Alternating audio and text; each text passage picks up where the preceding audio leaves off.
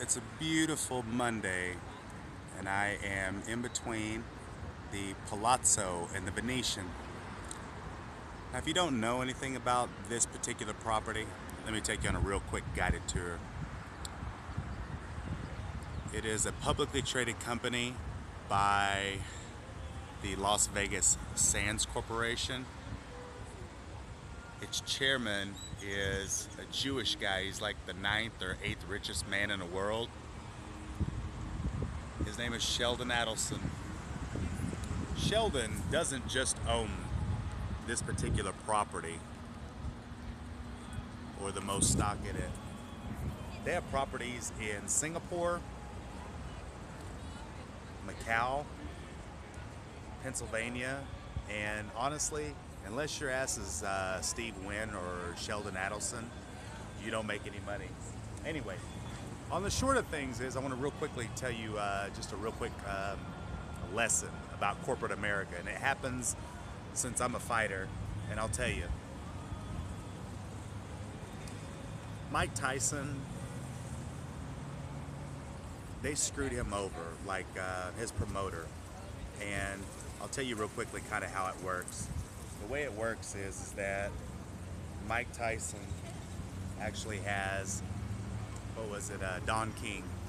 Don King promoted him, and he said, hey, look, man, Mike, we can get you $20 million. Well, the reason promoters and corporate people need to say that is because they needed to get it in the media, shock value, media value. So when a guy like Sheldon Adelson gets ready to build, add on to his hotel, do you even see that? That's just a fucking plastic wrap. That's all it is. It's like a wrap. So fighters are a lot like subcontractors. What they do is they need our talent. They need us to fight. They need us to build buildings for them. And you'll have the promoter / you'll have a guy like a CEO like Sheldon Adelson. They'll have a money. They'll have an investment group, and they'll say, hey, we need to add on, or we need you to fight, Bill. And we're like the field hands. We're the little bitty guys. We're expendable to them. And the go-between guy is like the manager, or you have the contractor. So the contractor, generally the way it works is this. They'll say, hey, you know what? We need this, we need scaffolding, we need concrete people, we need people to do the stucco, blah, blah, blah, blah. So the first time that they pay them, they'll pay them, on time. The 1st and the 15th, they'll pay the contractor will pay the subcontractor, so on and so forth.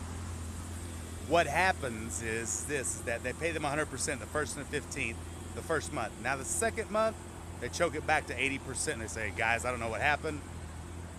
We had a hiccup, and I'm sorry.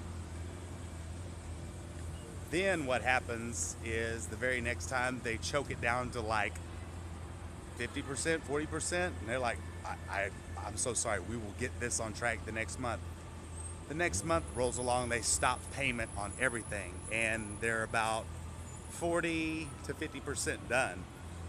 And they say, guys, I don't know what happened. You know what?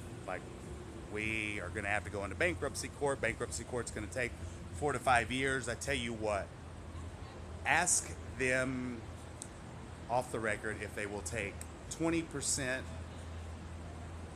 on the dollar. So they renegotiate the contract right then and there. And it's like, well, I tell you what, the subcontractor, he's starving. So he's like, you know what? How about 20 cents on the dollar? Or I'm sorry, how about 40 cents on the dollar? They're like, you know what? Meet me in the middle, 30 cents on the dollar. And you have to sign a non-disclosure agreement, meaning that you won't talk about how we just fucked you over. Same happened with Mike Tyson. So Mike Tyson, Don King fucked over Mike Tyson. And these are billionaires, like the 9th richest. People know that contracts don't mean shit because you can renegotiate because bankruptcy court fucking protects you. They don't properly fund them, and they mean to on purpose. They see the loopholes. They're like, well, fuck it. If they're exposed like that, they got their neck, cut their throat. When did business, when is, when did business always be like that? God damn. You know, Mike Tyson, and this is just for a number.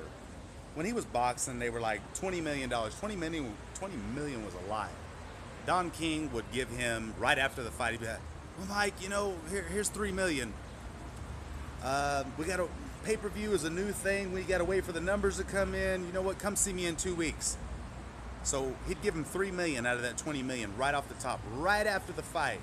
So knowing that his ass is poor, knowing that he's going to buy a house and all these stupid fucking liabilities like a car, and you know what, probably hookers and, you know, booze, and like, he's got an image to uphold. Anyway, so he comes and sees him in 2 weeks. So Don King pushes him off, says, you know what, I apologize, I'm out of the country, I can't meet you for another week. So he shows up in a week and says, Mike, I apologize, I don't know what happened, man, like, we're having a hiccup, it's, you know, here's 2 more million out of my personal money. I promise you the next time I see you, come see me in a month, please. And I'll have everything squared away. So Mike says, you know, he says he's out of the country again. You know what? Can he push it for 2 weeks? After the 2 weeks, he just fucking disappears on Mike. So Mike finally sends some bounty hunters after this motherfucker, like, you know, promising, you know, these guys that, you know what? We're going to gun him up, though, and you're going to get a couple million just for the fucking wanted poster on your head. So what happens is they fucking find Don King. Don King's like, you know what? I tell you what. I ain't paying you shit. You ain't going to kill me, number one, because you're going to be on murder one. You're going to, you know, you'd be in prison forever. You know, and you're a boxer. You got to live up to your image. So the other part of that is this, is that he tells him, if you want to fight me in court for it, we're going to be in court for at least 3 to 5 years. And you know that I owe you $15 more million. And you know lawyers love, they love, what is it? They love money. So he said, I tell you what, I'm going to give your ass 3 more fucking million. You're going to shut your mouth.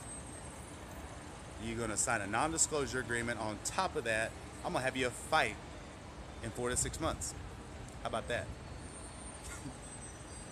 People don't even know. Just because shit says shit on paper and contracts and stuff like that. See, I know better. 30 years in the entertainment industry, I've seen more than fighting, wrestling. I've seen backroom, like, just scumbag shit. I've seen promoters try to fuck me over. I've seen people even still today, like, that they're multi-millionaires, and I'll walk in a room and they will get quiet real fucking quick because they know that I am nobody new.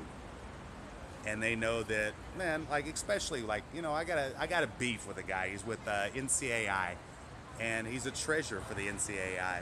His name is Dennis. And Dennis and I don't get along because of a promoter. A promoter still owes me money, and he chose to jump in, you know, the beef with it, though. And deep down inside, though, man, like, he had me thrown out of a Caesar's, what is it? He was like the fucking Men of Leisure or whatever, though. But, and the short of it, he was yelling at me in front of one of my uncles and one of my grandfathers, and I was like, he was yelling at me like, Bill, over a crowd of, like, you know, 100 people in that room. And it was funny, though, because I just sat there and I kept my cool, though, because every time I see this guy, you know, I didn't know he was a sponsor of it, somebody else that was quite a few other businesses. So the funny part about it is that every time I see Dennis's ass, it's almost like a fight. And I apologized to him, actually, at, what is it, Arizona Indian Gaming Association. See, that's the way shit goes, is that natives are very real about stuff, though. And I think they even found somebody dead on his land, but it's with the Colorado Indian tribes. That's how some of that stuff goes, though, because me, I'm a fighter. I'm a fighter before I am anything, like wrestler, fighter. I know business. I know how to shake your hand, but if you've been a scumbag to me, if you play, like, I don't play fake. I do either big business or, you know, I do it all the way or not at all. You know, I'm not here to do anything. I give scholarships away. I know people that front and play all this extra bullshit, though, and that ain't my game. Anyway, I try to educate natives and I am only a voice for the natives. So whenever it comes to stuff like traditional natives are one people that will stick with you through thick, through thin, through, you know, through sour moments, through whatever. But I am that voice. You know, I'm not the bourgeois business native. That not at all. Because I've seen even a tribe. There's no way to get around me not saying it, so I'll say it. It was a slap in the face whenever there was a guy from the Mashpee Wampanoag tribe when he said they put 321 acres back into trust, and we were super glad. You know, they're building their newest